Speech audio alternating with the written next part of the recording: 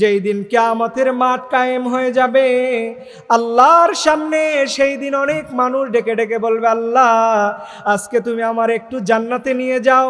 কিন্তু আল্লাহ পাক বলবে, ও দুনিয়ার মানুষ শোনো, আজকে যে জান্নাতে যাওয়ার জন্য এত অধীর আগ্রহে বসে আছো, আসো আসো তোমাকে একটা পরীক্ষা করা হবে। পরীক্ষা কয়টা? আওয়াজ দিয়ে বলতে হবে, কয়টা? একটা মাত্র পরীক্ষা আল্লাহ পাক করবেন। আপনাদের আমাদের মধ্য থেকে অনেক মানুষ সেই দিন আল্লাহর কুদরতের সামনে আমরা গিয়ে দাঁড়িয়ে বলবো, রব্বুল আলামিন, আমরা তো দুনিয়াতে বসে জুমার দিন নামাজ পড়তাম, ঈদের দিন নামাজ পড়তাম, আল্লাহ আপনি আমাদের আজকে একটু জান্নাতে নিয়ে যাওয়ার ব্যবস্থা করে দেন। রব্বুল আলামিন ডেকে বলবে, গোলাম আজকে আল্লাহর জান্নাতে যাওয়ার জন্য এত তদবির করার দরকার নাই, কারণ সেখানে কোনো নেতা নাই, সেখানে কোনো কর্মী নাই, কোনো পীর সাহেব নাই, কেউ নাই, বাবা নাই, মা নাই, কোনো সুযোগ সুবিধা নেওয়ার সম্ভাবনাও। আল্লাহ পাক বলবে, ও দুনিয়ার মানুষ শোনো, যদি আল্লাহর জান্নাতে যেতে চাও, আল্লাহর জান্নাতে যাওয়ার জন্য আল্লাহ পাক একটা শর্ত দিবেন। আল্লাহ কোরআনে বলছেন, ইয়াউমা ইউকশাফু আন সাকিন ওয়া ইউদআউনা ইলা সুজুদি ফালা ইস্তাতিউন। কারা আজকে জান্নাতে যাবে? আসো আসো। জান্নাতের দিকে কারা যাবে? আল্লাহ পাক রব্বুল আলামিন এই জান্নাতের দিকে একটা লাইন দাঁড় করায় দিবেন, একটা লাইনের মধ্যে দাঁড়ানো হবে।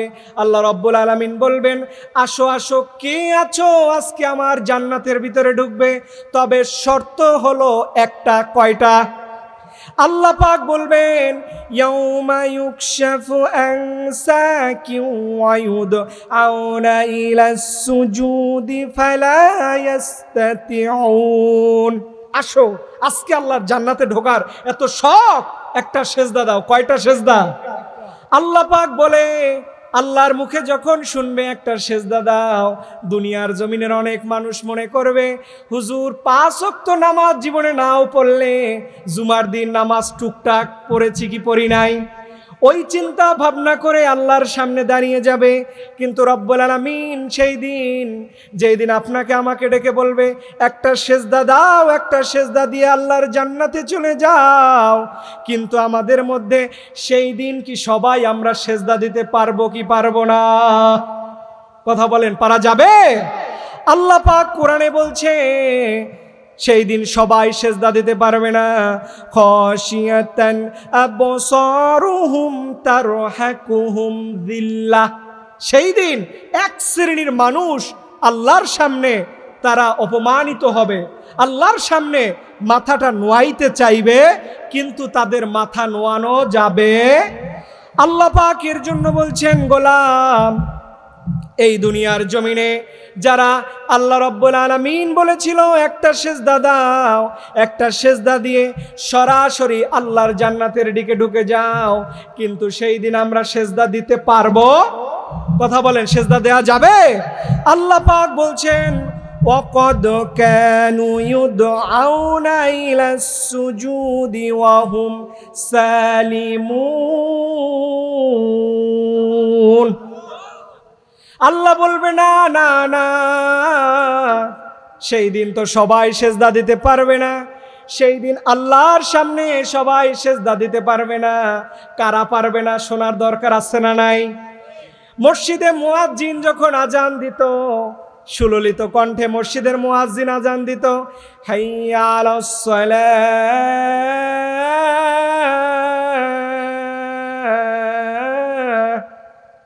আপনি যেতেন না? একবার জিজ্ঞেসও করতেন না, ও মসজিদের মুয়াজ্জিন, কি কারণে মসজিদের মিনার থেকে হাইয়া আলাস সালাহ বলে ডাক দিচ্ছ? আমরা অর্থও জানি না, কিন্তু মসজিদের মুয়াজ্জিন, আমরা যদি প্রশ্ন করি, এই প্রশ্নের জবাব ওই মসজিদের মুয়াজ্জিন দিয়ে দেয়, হাইয়া আলাল ফালাহ,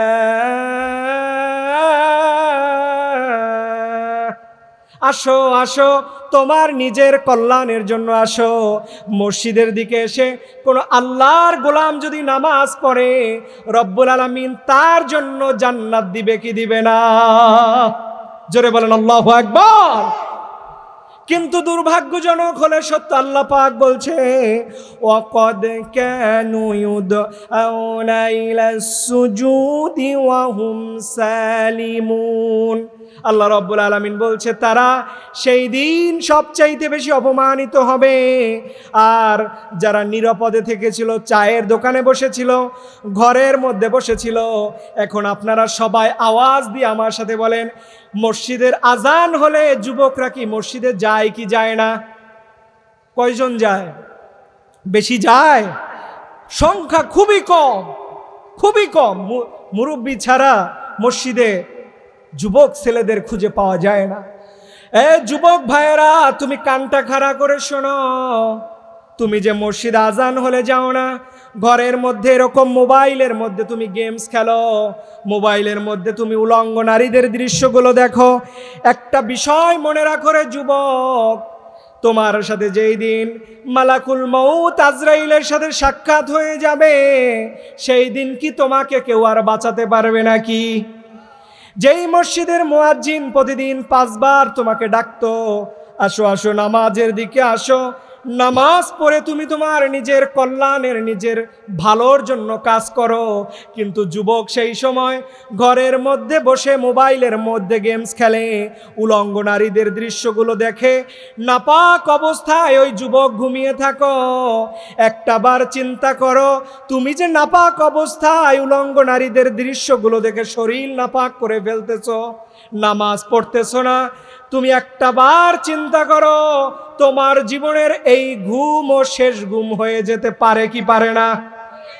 কিন্তু যুবক ভাইয়েরা, যেই মসজিদের মুয়াজ্জিন এতবার তোমাকে ডেকে ডেকে বলতো আসো নামাজের দিকে আসো, নামাজের দিকে আসো, তুমি যেতে না, তুমি ঘরের মধ্যে বসে থাকতে।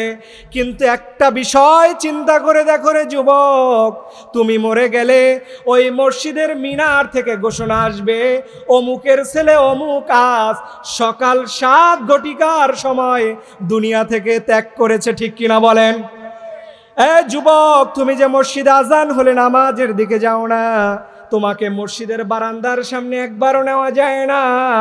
কিন্তু যুবক, একটা বার চিন্তা ভাবনা করে দেখো, যে মসজিদের সামনে তোমার জানাজার তোমাকে একবার ডেকেও নেওয়া যেত না, কিন্তু ওই মসজিদের মুয়াজ্জিন ওই মসজিদের জানাজার খাটে ঠিকই তোমার জানাজার নামাজ হবে কি হবে না বলেন?